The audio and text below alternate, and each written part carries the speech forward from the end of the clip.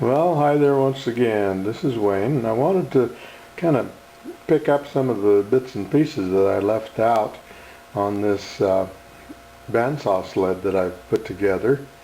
Uh, if you remember back 4 or 5 weeks ago, I showed you how this sled works and how you can cut circles on the thing so efficiently and without having to make much change or adjustment on it.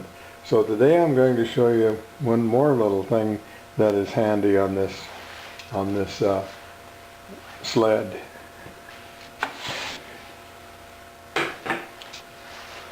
When you watched the chair stretcher repair video that I did the other day, you remember we were using a device like this on the bandsaw for cutting the cutout on the end of the stretcher so that we could split in half the area where the dowel pins were going to go into, and therefore allow us to put the new stretcher in the chair without tearing the chair apart.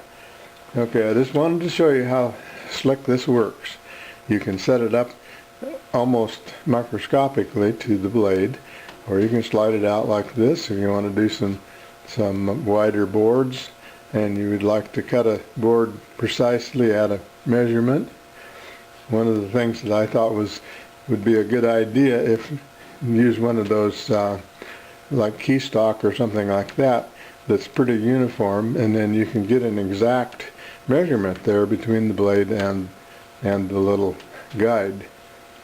So what I'm going to do today is show you how you can resaw a little piece of wood just for a demonstration, and how accurately you can follow a center line.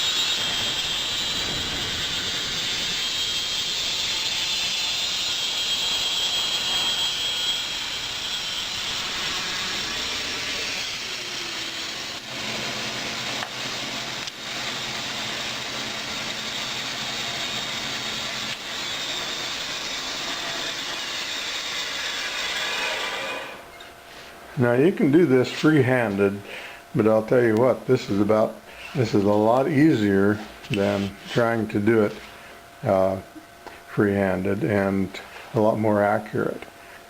So that's it for Wayne for this time, and we'll get back at you again another day. Goodbye for now.